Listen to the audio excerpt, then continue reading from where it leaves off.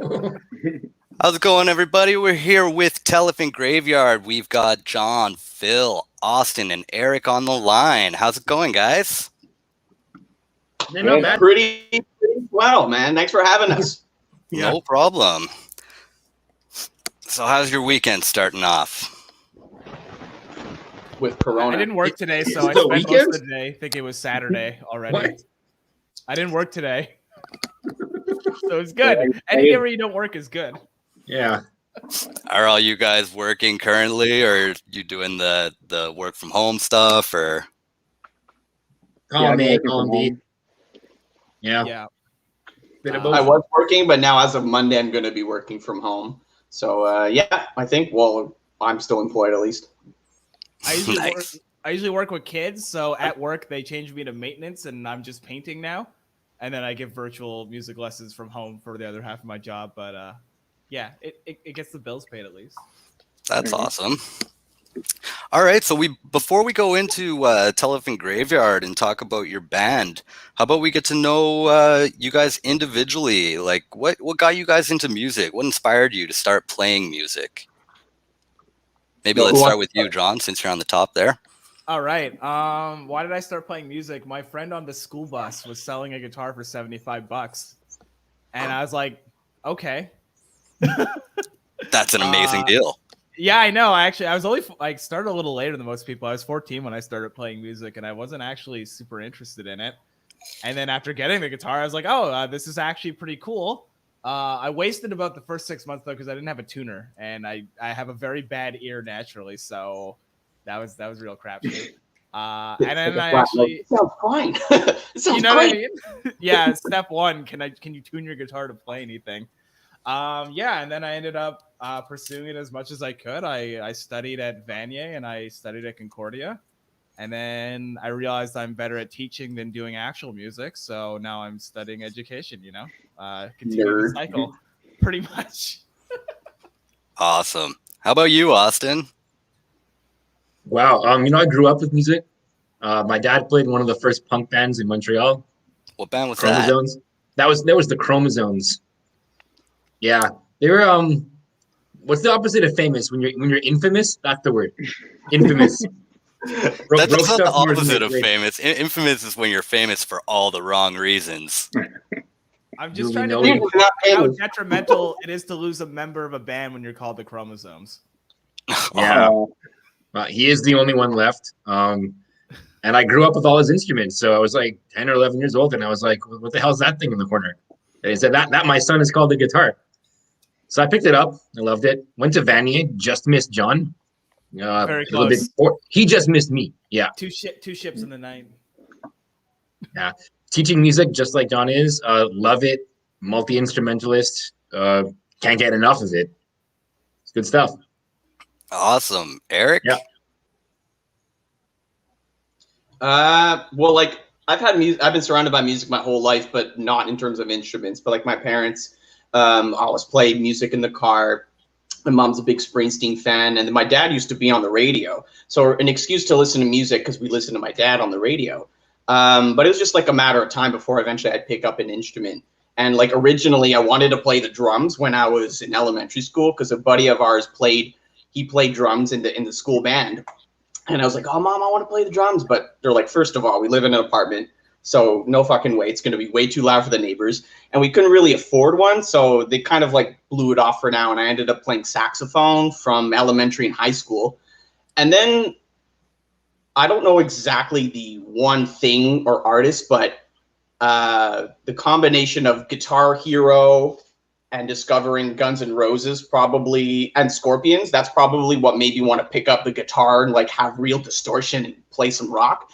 And the rest is history. Awesome. What about you, Phil? So I originally wanted to play drums when I was a kid. It's weird. No one really in my family listened to a lot of music except for my uncle. He used to play like these fun kid songs he used to write. They were always fun when we were little kids to listen to. So I don't really know how this guitar ended up in my house, but around 6 years old, I had this nylon string acoustic guitar with a nail as the bridge. So it was completely beat up and everything. But so I started taking lessons on that, but I always wanted to play the drums. Then I got an electric guitar because, you could turn it down. And one day, right after I started working my first job, I was 15. Across the street, they were doing a garage sale as I was leaving for work, and there was this drum kit there and they sold it for $200. So yeah, I bought it, and then the rest is history. I always loved the drums. I took to it right away, and here we are. Sick. So how do you four come together? Well, I want to chime into this one. I want to say I'm the nucleus in this one, or I'm the glue that held us all together, because I was in a band briefly with an old high school friend of mine for about a year or two, and then disbanded and took some guitar lessons. And then next thing you know, I needed a drummer. And then some mutual friends of mine knew Phil. And I knew Phil from elementary school, but then we ventured off and went to different high schools. So some mutual friends said, hey, we just jammed with someone who Phil Geddes. And I'm like, oh, yeah, he plays drums. And then him and I are big Coheed and Cambria fans. So, of course, I was like, okay, you listen to Coheed and you're a drummer? Let's fucking get together. And then we needed more members. We needed another guitar player and a bass player. So that's when John came into the fold, but he came in as what he likes to call a demoted guitar player. And for a while, he was using like a 7-string to act as like a bass and guitar. We'll get into the guitar bass in a minute. And then he came and gone at least 2 or 3 times already. And then once he left, Austin came in as a bass player because him and I, again, we knew each other through mutual friends. And then John came back. So that's like the very brief history bit. It all started with me and Phil, and then just us looking for other players. And then I knew John from Sage-Up, and then I knew Austin from a mutual friend from Sage-Up. Cat alert. Mm-hmm. Yeah. Nice. So the four of you come together, you start writing music, some good music, I might add. Where does the name come into the picture? Telephant Graveyard. Where'd you guys come up with that? Oh, I got this one. Yeah, John can take that one. Because he brought the name to us, and we're like, yeah, we dig it. Yeah, it was me and my brother used to live in NDG, closer to the Loyalist side, and so we would walk down Sherbrooke a lot because the 105 is a piece of shit, never shows up. And there was this one apartment building, and there'd always be busted TVs outside of it, but different ones every time. So we naturally concluded this is where TVs go when they're ready to die, is in front of this apartment building, kind of like an elephant graveyard. Except in this case, it was a Telephant Graveyard, and that joke eventually became a band name. It's a wicked band name. It passed the Google test. That was the other cool thing, yeah. That's definitely the most important thing. And I love when people at shows, they try and read her name and they have like a hard time. They're like, Telephant? I'm like, where's there an O in there? They're like, Telephant Graveyard. I'm like, okay, telephone. That was Telephant. Yeah. For the longest time, yeah. Yeah, like if you look at it, Graveyard. Pick up that. Yeah, so like graveyard's easy, but it's like, okay, telephone and elephant. So I guess if you look at it quickly, people mix up. But yeah, no, like because I had some very generic basic names, and John's like, how about Telephant Graveyard? And it passed the Google test. We're like, okay, that's pretty badass. Let's keep it. What are some of the generic names, some of the bad names that you guys thought up before you decided to stick with this one? Do you remember? I don't even think I have a list. I used to have a list on my phone, but I think I deleted it. It was on my old phone, my old LG that I had all. I couldn't even remember. Like something like I was trying to do a ripoff of them crooked vultures because crooked was a cool word, and then vulture is a cool animal. So it was definitely a ripoff of something like that from at least my recollection or my suggestions. But I don't know if any of the other guys remember anything else. Did I ever pitch Sir Isaac Newton's fate prognostication engine? Well, that The just flows off. I could just picture the crowd cheering that, Yeah, a couple of tongues had to flow off him. Yeah. That's very funny. All right, so you guys describe your sound as alt rock, but I mean, I hate that term. It's so loose, and like people ask me, like myself, oh, Brandon, what does your band play? And I'm just like, I don't know. That we play alt rock. It's so hard to describe a sound. But how would you guys like pinpoint your sound if you could in a word other than alt rock? Altered rock. Oh. We That's only cool. use sharp 5. Usually altered. I know Well, like when songs sound the same. yeah. Well, like when non-musicians or non-music people are like, oh, you're in a band, what do you play? And it's like, well, I just tell them we play rock music. But then like when we're talking to people at shows and stuff like that, like we play a form of alternative rock, right? Like we had someone at a show tell us, you guys sound like the perfect mix between Nirvana and Rush, because a lot of that grunge and that grit comes from me and my love for the Foo Fighters. But because half the time I don't know the time signature, what the fuck I'm coming up with, and everyone are really proficient musicians and they can kind of go along to what I'm writing, there's a lot of weird, unintentional, odd time signatures. So that's where a lot of the progressive part comes in. Like to me, it's just that's what feels comfortable. But then like I've had friends come up to me like, dude, you know your riff's like in 7/11, right? I'm like, no. So that's where a lot of people think we're like, you know, I guess the Rush angle comes in. But I just say we're a rock band. That's really interesting that you can write in odd time signatures and not realize that you're doing it. Yeah, because like I have basic music theory from high school. I know how to read music, but in terms of like where my comfort zone is and where those root accents lie on like the whatever the one is, John and Austin are really good for counting that out and like tell me what I'm doing. But like I'll just do whatever feels comfortable. But usually we'll alter it in a way so it makes sense with a beat that Phil comes up with, and so it kind of fits together. But like 9 times out of 10, I'll play a riff, and they're like, "Okay, Eric, write something in 4 for fuck's sakes." I try to be more conscious of it to be simple for myself, but you know, sometimes I'm like, you know, this just sounds too cool to not change. When Eric brings a song, and me and Phil, before Austin was in the band, we were writing the first EP, and we'd be playing along, and then we would just both look at each other because we'd lose a beat and be like, "Okay, stop, so stop. Like, hold on, let's figure out what's happening here." I mean, for the first couple songs, it felt like it was a weird time signature, but I don't think I really noticed until John started counting them out, because I would just play whatever felt right to whatever Eric was playing. So it didn't really become noticeable for me until we started like putting it down and like trying to get our click tracks for our recordings and stuff. It came a little weird, but which song was it where like I had to conduct you while Eric like manned the board because Liverwurst. That's Liverwurst. Oh yeah, because that one's it's the same fucking beat for like 3 minutes, and then it's the same riff. So like trying to find where because if you do a riff, sometimes you can catch yourself when you do the loop, but it's just the same progression over and over. And like, oh, where the fuck am I? Yeah, and we recorded the drums first, so I was just playing to a click. So we kind of had to figure out where. Then John would be like, "Okay, you're coming in now." It was a good team effort. I appreciated it. We have photos of that too. Like there's me sitting listening, and then John's got his fingers out like counting, and then Phil's playing it.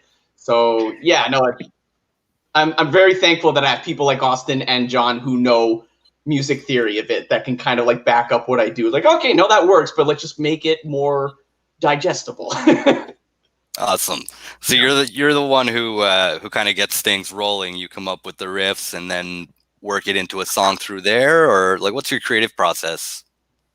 Most of the time, like we'll do some of John's songs once in a while, but like usually I'll come up with the riff, or like let's say I'll make the skeleton of a song, and now I'm more conscious to do it at least to a click track, so I can have like, you know, a sort of, I guess, beat or a one to it. But I'll come up like with the riff, either an acoustic guitar or on my electric here, just jamming out. And then I'll do like the structure of a song, and then I'll bring it to Phil, or at least Phil and the guys, and then we'll put it together and then like piece it together. Like, okay, like this is the riff, this is the song. And then we'll go section by section until we pretty much got it down. And like, there's usually some changes along the way, or like Austin will throw in a riff and be like, I'll come up with the idea, but I'm like, okay, I don't know how to end this song, or put a bridge in it. Like I have just a very basic verse and chorus that sound cool, and then the guys will interject their thing, and then we'll tie it all together. Do you guys ever come to roadblocks where you just find yourself stuck with a song? Like, do you try and work through those moments, or do you just say, fuck it, this song is out? Like, yeah, there's been like a couple where we've jammed and like we'll get it, but then either like we're not enthusiastic, or it just doesn't work out, or we can't get to a certain part. And because like pre-COVID, we'd only rehearse like maybe once a week, or at one point it was once every 2 weeks. So we didn't have like enough like momentum to like remember what we did the previous week or 2 weeks ago at one point. So there's some songs that kind of got lost in the shuffle. But just before COVID, like when Austin came into the fold, we were on a pretty good schedule where we kind of, when we were writing, we would dedicate that whole practice to, let's say, those 1 or 2 songs until we got it. Yeah, so there's definitely some that probably got lost in the shuffle, for sure. I don't think we've ever we were ever working on something. I don't remember a time where we've ever been working on something and just been like, fuck, we're stuck, you know? Yeah. Or something like that. Well, yeah, there's like, I think 1 or 2 that I brought that were too incomplete that we were like, okay, we don't know what to do with it. I'll go back and flesh it out some more before maybe we can put it together. Yeah, I think only maybe like 1 or 2 or something like that. I think what I like about Eric's songs when he brings them in, and maybe Austin can attest to this with me as like the newer bass player. I can attest to things, yeah. Yeah. But do you find like things. there's always a lot of room to do cool things on the bass. Like I don't like Eric's songs are very open. Yeah. I'm like, it's like a playground. I'm like, I could give you 10 different things to go under this. Which one do you like? I like the old Chris Novoselic like Nevermind trick. Whatever he's playing, I can just play the 4th below or above, and you don't notice it until like the last time. Like, why is that riff harmonized in a 4th? Like, that's really weird. Right. Makes it sound a little bit more chunky. Oh like, shit! yeah. I didn't do that. That's pretty good. That's good to know. Check it out. Yeah. Because your songs have a lot of mixes of like there'll be riff parts and then there'll be some parts with chords. So sometimes I'm mirroring you. Sometimes I might walk some chord tones under it. Like I said, Tons of fills. Yeah, it's great. There's just so much you can do. It's a party. That's good to know. Yeah. Tell a festival.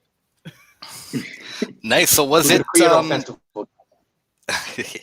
was it last year? I don't even know what a year is anymore. Years are so long now. It was 2019, I guess, when you guys released Three's a Crowd, right? Feels like forever Yeah. ago. Yeah, summer of 2019. So we're probably coming up on 2 years in like 2 or 3 months from now. It's gonna be 2 years already. Yeah, wow. You guys did that whole recording process yourselves, right? Yep. That's amazing. We took our ball and we went home. Well, let's hear about how that went. Like, I think, Phil, it starts with you acquiring the board to actually do it. I missed the first part. I bought. Oh yeah. Yeah, so I bought this portable recorder. It records everything to an SD card because I was originally looking at audio, like something to record the drums, because that's really what you need all the equipment for. Like guitars, maybe 1 or 2 mics, you're fine. Drums, I was planning on having 7, 8 mics. So I was trying to find, first I was looking at audio interfaces, and they were just crazy expensive, especially when you get to like that many inputs. So came across this portable recorder. It records to an SD card, and it had how many line ins? I guess like 8 line ins. So it was perfect. And I think John had a friend who was selling their drum mics. Is that right? Yeah. So we got that. Ended up costing around $1,000 maybe. Yeah, and it was $1,000 for, and we split. got a good deal on the board plus the mic. So like the mics and the board was like just under $1,000, and we all chipped in. And then we did it all on your old decrepit Mac laptop. Yeah. Oh, They broke down about halfway through editing. wow. It was That's that great. was. Did any of you guys have any recording experience, or did you just go into this not knowing and? No, well, like, yeah, not even really. But we had one of my really close friends, Colin Rowlandson, who really helped engineer the album. He had just graduated from Recording Arts Canada at the time, so he basically just came in and set up everything for us. And even him and Phil just looked at the pamphlet and videos on YouTube on how to use the board. So those two guys really got like a lot of the setup and the engineering going. So he says, okay, it's all ready to go. Just hit record and you're good. So the drums and then acoustic guitars were a bit of the tricky ones because of multiple mics and the placements and everything, make sure it doesn't fade and stuff. And what we did is we did it in my parents' basement. And it sounds like obviously like the most rock and roll thing to do, but like it just because it was the cheapest thing to do. And I asked him like, do you mind if we get a bunch of padding, we come in like on the middle of a weekday where no one's working, because this is when we all did shift work and had odd schedules. So me and Phil would go in like on a Tuesday afternoon. My mom would like make us lunch and stuff, and then we spend the day recording. And it worked out that way. We got some good stuff, and like every time we would do something, there'd be like an accident that would happen. Like going up the staircase, it's got really good reverb. So like Colin would just clap and he'd go, dude, that's really good natural reverb. So of course, once we discovered that, and then it just changed the whole thing. So like, okay, we recorded 2 drum takes, but that sounds really good. So we got to re-record everything, and it has good reverb, not too much like decay or anything. And it was just like a really good setup. So we spent quite a bit doing that, like on our own free time, whenever we had spare time. Yeah, we started like that winter, like I think the January, and then finished like that fall or something like that. It took a while, but like I said, that's a pretty long process. Very long process for 7 songs. Hey, Eric, that mic, I just remember Colin, he walked down the stairs into the basement, stopped, went like this, and was like, you should put a mic right here. Yeah. And you know what? It made all the difference. It made all the difference because we recorded, I think, 1 or 2 songs, and then Phil and I listened to the playback with the reverb mic, and we're like, oh, fuck, we got to redo it. It sounds way too good. And like, it was the missing component to make the drums sound just that much better. Just that natural reverb made all the difference. And there's accidents like that we found along the way. They're like, okay, no, like we got to redo this part and stuff. And then we had technical issues that I think John remembers. The very last song we did, Curves, which is the closer. He's already laughing. It was the last thing to do, like the last opening of that song, the do ding do ding do ding do ding do. There was a buzz. There was a buzz that kept appearing in all the guitar takes I did. We changed the microphones. We changed the amplifiers, we changed the wires, we changed the guitars, we changed the rooms. We were pulling our hair out for at least 2 or 3 months over this fucking buzz. And I know there's memes about that out there somewhere about losing your shit over the buzz. And it turns out that whenever I would take the takes on the SD card, upload it on my computer, and listen to it, whenever I would listen to the takes, I'd listen to them on Ableton. Save them as an MP3 file, send it to the guys. Guys, the buzz is still there. But whenever I would open up like iTunes or Windows Media Player, the buzz wasn't there. I think you meant Audacity, right? Not Ableton? Yeah, it was Audacity. Audacity, because I'm using Ableton now. And it was Audacity this whole time that every time you would save an MP3 or WAV file, for whatever reason, it would just add this buzz there. No, wow, that's very strange. So we had hundreds of takes of this fucking guitar take that had no buzz in it the whole time. So we're like, I think in the end it ended up not being a waste though, because then all the takes were good, or they were. Yeah, at that point I had to just go through hundreds of takes. I'm like, okay, what sounds good? I took like the first 2 or something. Just pick one. Well, you know what? For all that trouble you guys went through on it, I gotta say that's my favorite track on the album. Really? Oh yeah, I love that song. Oh man, thank you. I love that song, but I feel sorry, go on. Not just my favorite song on the album, but I must say that's probably one of my favorite album closing songs of all time. That we paid attention to, like the ending where the piano and then the radio voice at the end is actually my dad. To pay homage to him being a radio guy, we wanted to have like a really cool closer, and we never knew how to close it live. So we're like, how about we just do a fade out? Do a fucking fade out. No one does fade outs anymore. So John he just played the melody on my parents' old grand piano that's like severely out of tune. And then we just took those bells and whistles and faded guitar. Like I just left it feeding back on the amplifier. And then we just put that sample over at the end. So we're like, we got to have this close on a really cool note. Well, it sounded pretty sweet. I think when we practice it, when we play it, Eric yells fade out, and then we like And then we just play one more bar or something. And I think we called it fade out at one point because forever it was like we got to end the album with the song and fade it out. So just be like fade out, and that would be like okay, one more loop and then we'll finish the song. And we're like okay, the big finale and stuff. But just be like fade out, yeah. and just rock. I think you still do it live, don't you? Liverwurst. I do. We haven't played it. We haven't played oh, it's Liverwurst. Huh? Yeah, it's Liverwurst. We do that. That's true. So, John, I want to hear about this guitar bass you've got. Oh yeah, here I'll show You got to pull it out, John, and you also got to pull out the Guitbass. I found this horrible picture of it. Not of it, but... If you can look past my chins. Here's the first one I built. Oh, you built this? Yes. He built it from scratch with his bare fucking hands. Holy shit. Wow, that's amazing. Yeah, I really wanted... So when I started jamming with the band, I was using this Schecter 8-string.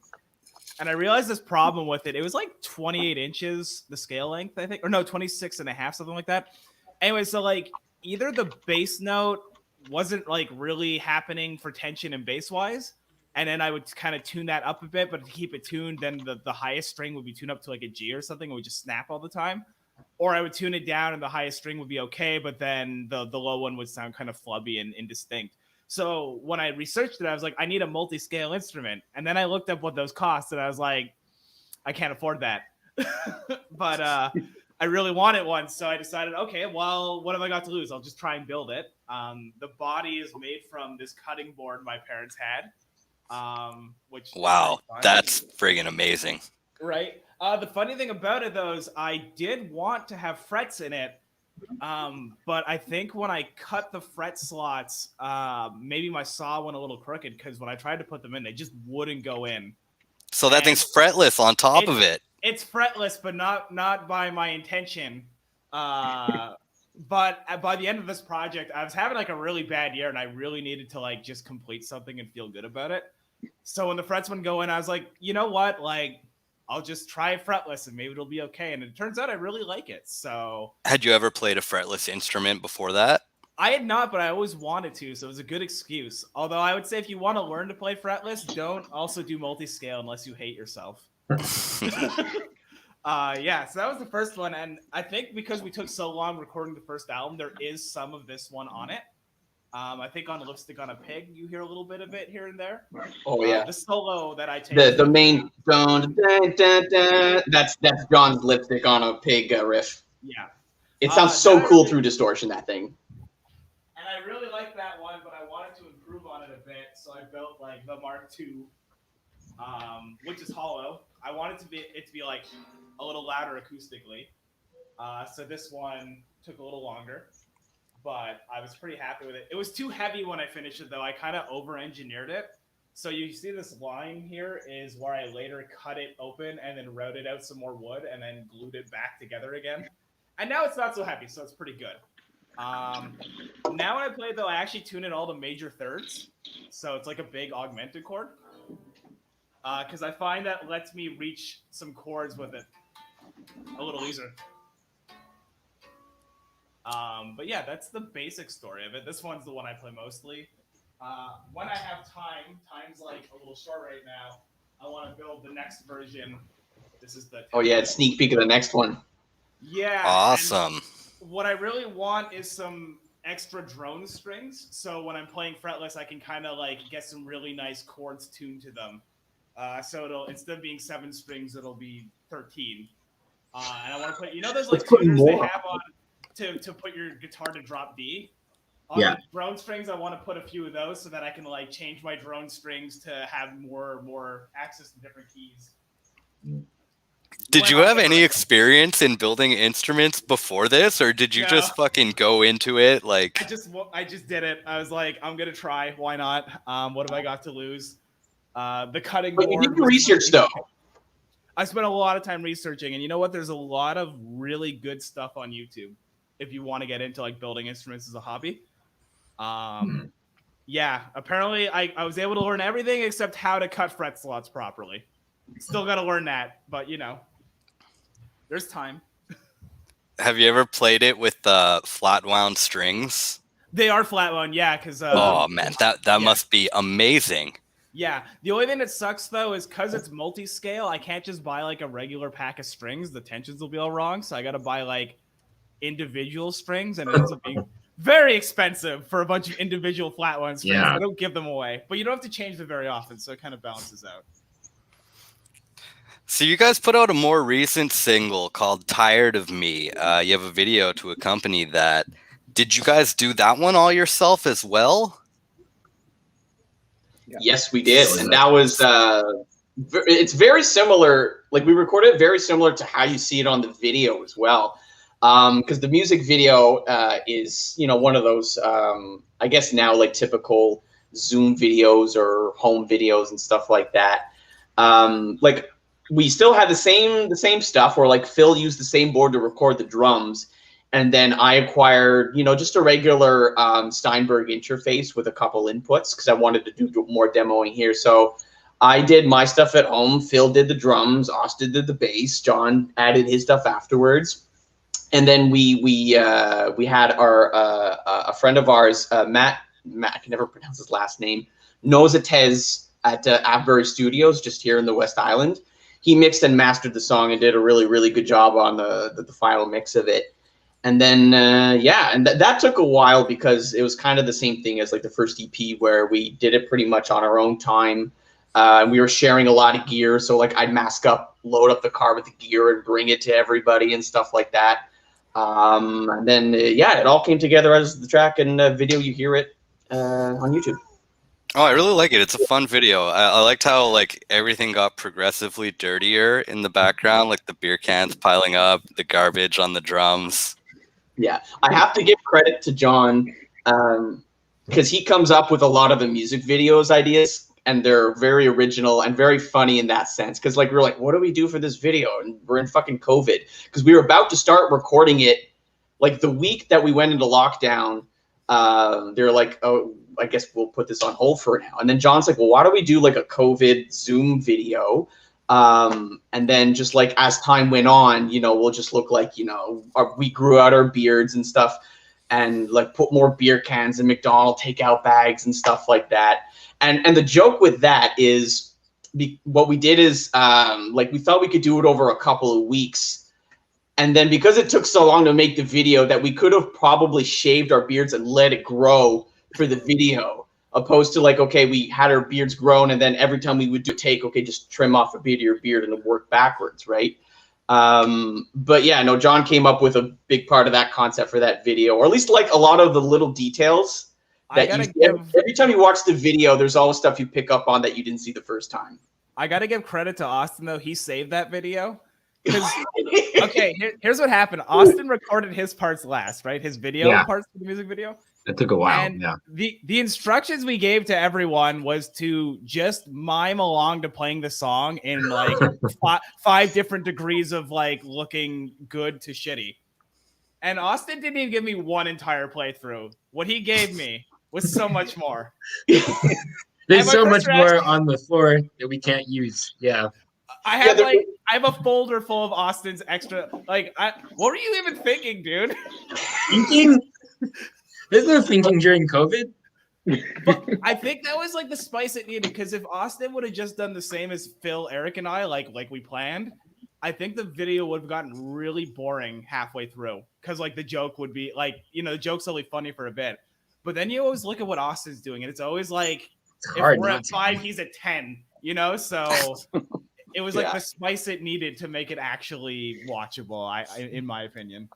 Yeah. And I remember, John, when you were sending me the final clip of the video, you were showing me some of Austin's parts. There's so much good content that did make the video with the whole Nicolas Cage part at the end. But then I think the other part with the bottle part too, where you're having a conversation with your cat. There's so much more that someday we got to release it as like extra content, because I was cracking up so much. It's like, John's like, how did you pick what to use? I'm just glad that I was filming myself having the conversation with my cat, because normally I don't film that. The camera was rolling, so caught what it caught.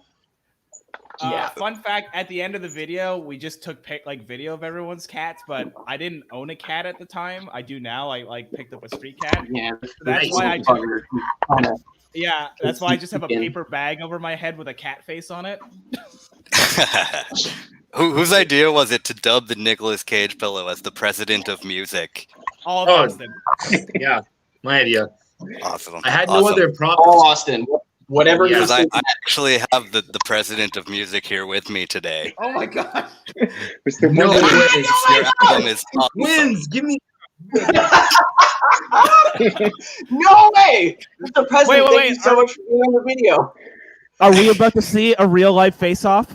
Oh, Is this yes. gonna I permanently It's a crossover Creepy eyes. episode. We can't see what I do. I don't like him watching me, so We'll all have Nicolas Cage faces for the rest of the video. Why are there You gotta throw in a BoJack Horseman meme where, is this a crossover episode? Someone's gotta do that. Oh man, no, when I saw that in the video, I was like, oh, this is great. I thought I was the only person that owned this thing. It's like silly story. The company that shipped it to us accidentally shipped us 2. Oh, nice. And they said, you know what, you can keep it. So we gave it to a friend. So there's 3 that I know of now. Sick. Yeah. So happy about that. Amazing. So you guys working on anything now? What's coming up in the future for Telephant Graveyard? Well, we have plans and a batch of songs for another EP. And lately we've been trying to like get together or get them together and like start. We're at the part where we just need to record them now. But like with COVID and stuff like that, and you know, our lives and stuff like that, it's kind of temporarily on hold. But like when stuff resumes and becomes more accessible, we have at least another batch of 6 or 7 songs ready to come out as another EP. Some of which we've actually played at shows before, and now there's more. There's one old song that we used to play when John was in the band the first time. And then Austin's come up with another song as well, too, because as much as I'm the primary songwriter, I like to share the load and feature whatever the rest of my band has to contribute, right? It takes a bit of pressure off me. So we have some other and interesting material that will be featured on the next album, but when is a question mark to us at this point. Yeah. So you guys are focused on a full release, not just a single for what's coming next? Yeah. Well, there might be like a single or 2 to help promote it for sure. Still not even sure of what that one's going to be. There's one or 2 songs that I think we all really like that we want to be maybe like a single or something, but we're still not sure. I think like usually we can kind of tell what we like to be a single once we've recorded most of them. Because like how we play them live compared to the studio, there's not that much difference. But usually we'll make the final decision once we have everything mixed and mastered and ready. You're like, okay, well, this seems like a cool one. Let's make a video for it and then release that as a single to help promote the rest of it. So that's still a question mark at this point. I think with Tired of Me too, because I had played it with you a lot and then Austin had an opportunity to practice it. So we had a good idea. Like to record it all separately and put it together was easier. I think as we try to make new material, it becomes harder and harder because we've never even been in the same room with it. It's like That's true. Like having a girlfriend in America who you've never met before, you know? You try to and she's real. Yeah, That's where it exists, right? Yeah, because kind of a side note, Brandon, like I don't know if you know, but like Austin, we were still a 3-piece pre-COVID, and then halfway through the lockdown, John joined the band because he moved back to Montreal. Right. And we've only ever gotten together, the 4 of us, one time for a 4-hour session that we had in the summer. So like and there's songs that I've played, well, we played with me, Phil, and Austin, some new ones. And then there's some songs that we've played me, John, and Phil before. So these next batch of songs, like we could be ready to record them, or at least let's say go in layers where we do the drums, the bass, guitar. But I think we want a bit more time to be able to like properly prep them or do some pre-production with the songs before release them as well. So that's why we're hoping when stuff releases too, it's going to change the whole dynamic of even like the current songs that we have, because we recorded as a 3-piece. But some of those guitar layers on the first album was meant for a 4-piece. Like on Jump, where there's that extra guitar melody coming in, or on Black Widow, same thing. There's other guitar stuff that we're going to probably play them now the way they were intended on the first album, now that we're a 4-piece. So I think there's still, some like pre-production that we want to do before officially recording them. So like I think a little bit of holding this off was like a little bit of blessing in disguise, but we're going to see what the rest of this year comes in terms of when we're going to come out with new music. Vaccine. Yes, we're all praying. We all want the shows to come back. Yeah, I'm just really excited to go play shows again. That's really that's what When I we, miss the most. When we are allowed, where are you like most excited to go back and play first? What's your favorite Montreal venue? I love Piranha Bar. Yeah, the best sound we've had is at Piranha Bar so far. So good. I like Turbo House too, though. Turbo House is They're cool to work That's with. pretty pretty good. nice. Yeah. Those are both wicked venues. Mhm. You guys have any like fun show stories? Or even horrible show stories? Horrible show stories Oh are my always God. better. Oh my God. Trying to think if there's any horrible ones, but like I know the last show we played, which was almost about a year ago, we played one the first week of February, so like a month before stuff started closing down. And for whatever reason, like I brought 2 guitars because now we were doing some songs in E flat and regular E. And for whatever reason, like my tuner wasn't working, and then my guitar was going out of tune because it's like it's one of those like cheap knockoff Stratocasters that like has like no fucking name to it. But I really love this guitar. Like for at home and stuff is great, but live doesn't hold up. So of course, like 3 songs out of our set on the spot, we had to change from E flat to regular tuning. And I'm like, okay, we're just gonna fucking wing this and don't know how it's gonna go. And we pulled it off. Like at least from my recollection, I don't know what it was like from the audience, but I was like, yeah, we did it. We did a good job. So that's one of my recollections from one of the recent shows. I got one. So for a very long time, I've been harassing Eric to put strap locks on his guitars because Oh. they are useless. I know where this is going. So then this one show, we decided to play one song as 3-piece with me playing one of his acoustic guitars and him playing. And We did a White Stripes song. We did the White. We did. Oh fuck! It's one of the ones off Elephant with the really long title. Keep talking. Yeah. I'll look it up. At any I rate, remember. middle of the song, the strap goes off of the guitar I'm using.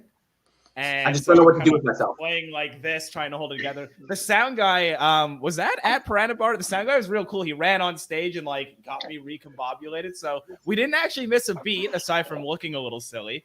And I'm pretty sure Eric after that did invest in the strap locks. You know, All my you ever- guitars now have. do you ever like look somewhere and see a sign that says not to do something? You're like, someone had to do that for them to put that sign up. Yeah. So I remember a show. Was it Piranha Bar? I might have been. It was in like the middle of the week, late at night, with out of town bands. I think it was with Monteith or something from New Brunswick. Eric, do you remember these guys? Yeah, I do. They were the ones who And- told us about like you guys sound like Nirvana and Rush. They were super nice guys. They Like I were, would they love were, to, they were awesome too. They killed it, but not a single person showed up to the show. It was a The only glorified people in the rehearsal. audience were the guys from Monty, like jamming out hard to it. But that was still one of the best shows I ever played. Just Yeah, no well, pressure. It was just so much gotta fun. have one. Everyone's got to have one show where nobody shows up, and I think that was it for us. Yeah, like Phil said, like we played so well, but I think there's no pressure too. Yeah, I've that's got it. It was like, I've got one more, but it was mostly like me feeling like a huge asshole at the end. We were playing a show. The other band was called Magic Hats, but for the whole 2 weeks up to the show, whenever we were discussing the show, I would call them Magical Hats in my best like Yugi from Yu-Gi-Oh impression, like Magical Hats. So then when Eric announced them coming on next, he called them Magical Hats instead of Magic Hats because I had just been shit posting on it too often. I felt a little bad about that. I Oh, felt no. a little bad. Yeah, Oh, that's great. Austin, I think if I remember you telling me the show I was telling about, the last one we played last year. You said you were like sick at the show, or you felt sick, like you had like a stomach flu or something. Yeah, I had a massive stomach flu. And you I didn't was tell me. I was not okay. Yeah, but you only told me this when I was driving you home. I'm like, dude, you told me we played that whole show and you felt sick. You're like, Yeah, like but almost. I'm okay now. I'm Yeah. like, what? How close to the beginning of COVID was this? This was Yeah, there like you go. That's why This is, after like, around the time. Yeah. Austin's patient zero. my bad. Yeah, no, Good that on was you, a though, good not show, throwing though. up. Under all those hot lights and everything, man. It was That was hot, that intense. show, though, yeah. Yeah. Say it was sick, but you know. You know what? I had an old band, and my drummer would like religiously throw up before every set.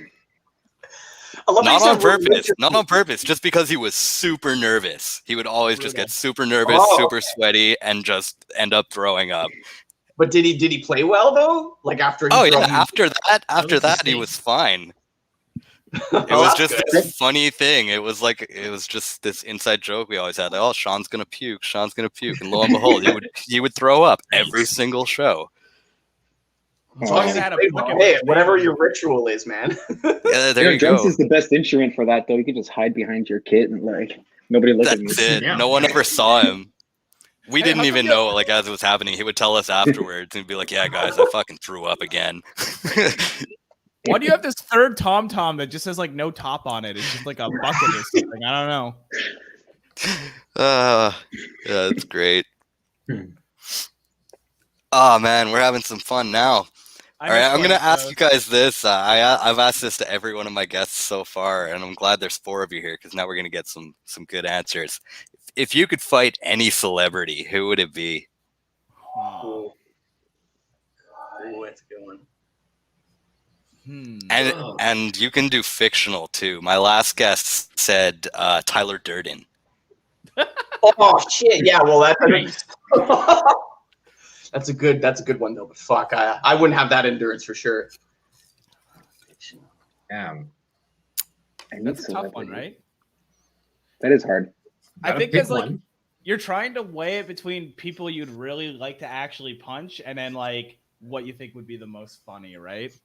Exactly. My problem is picking one. Like, Right? I'm gonna call someone out. Well, there's 4 of you. It could be like a melee. Yeah, like Oh, 4 of us okay. getting up on somebody or something like that.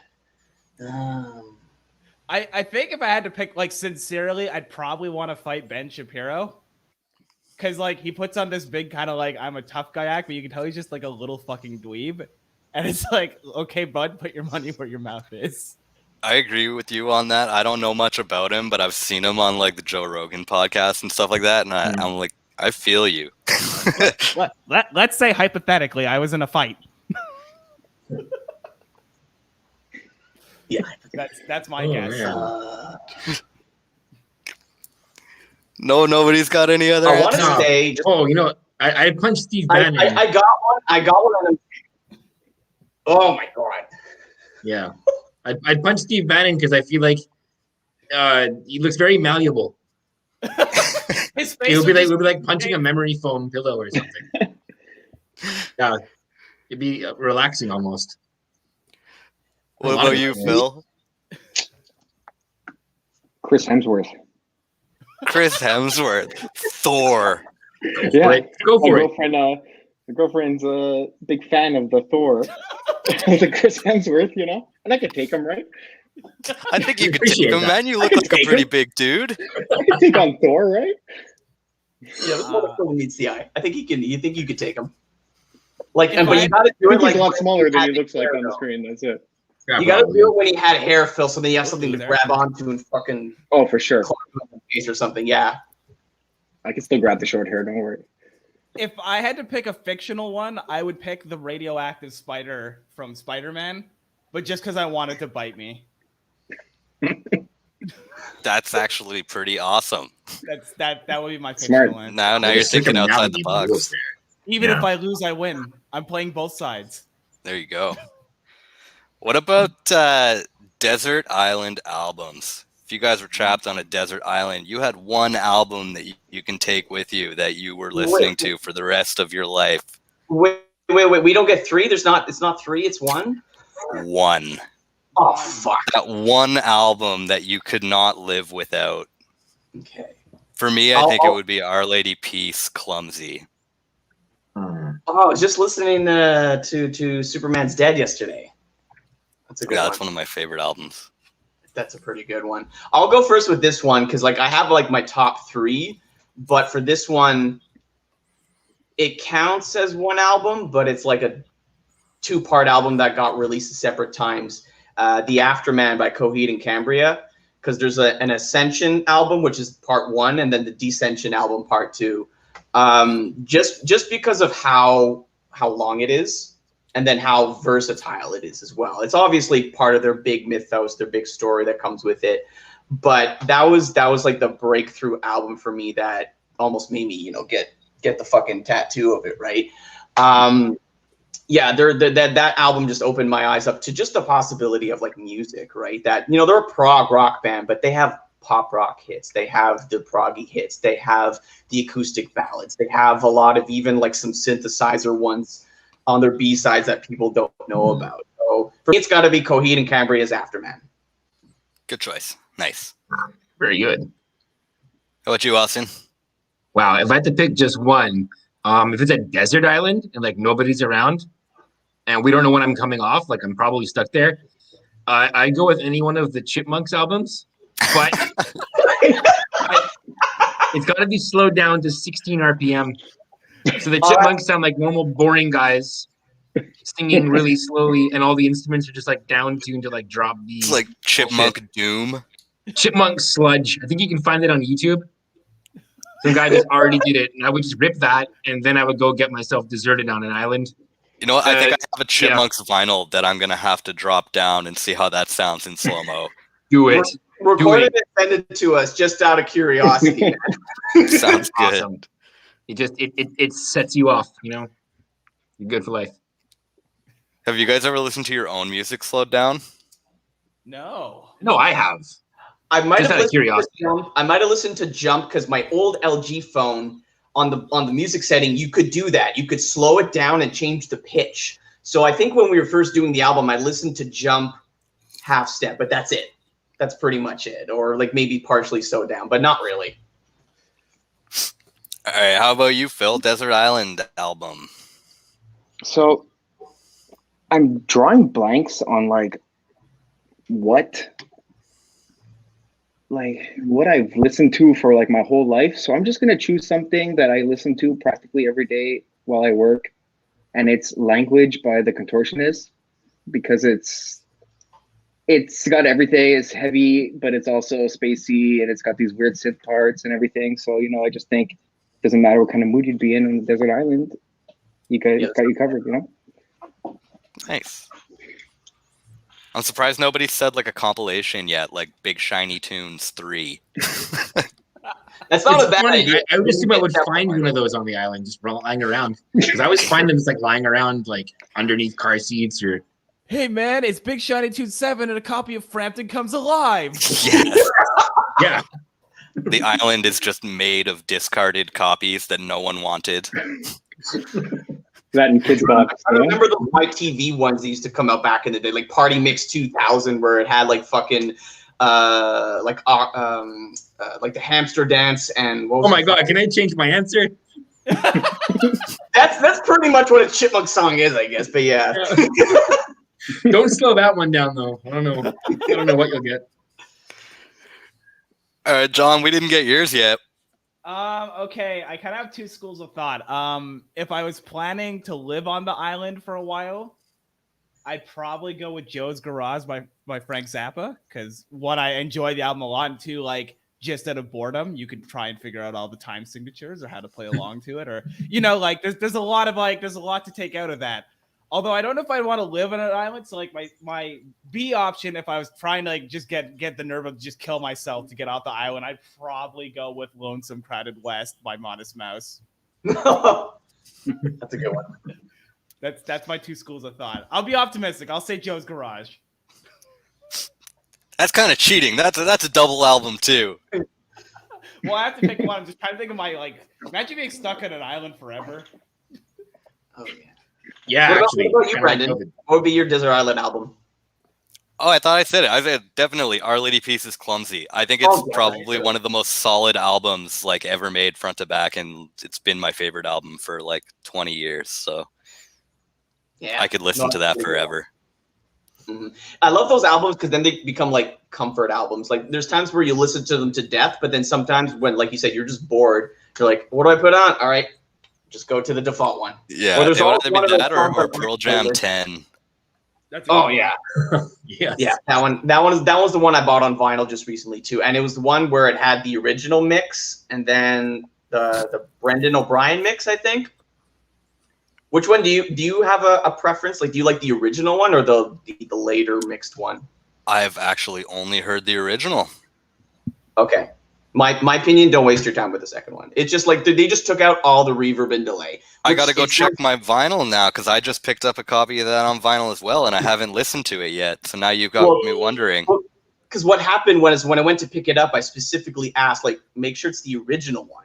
And I went to pick it up, and then it said, like, it had all the information on it, like the Brendan O'Brien mix. I'm like, no, this isn't the one I ordered. And they go, no, both are in there. I'm like, so they have the album twice in it? And it's like, yeah, there's like 4 LPs in there.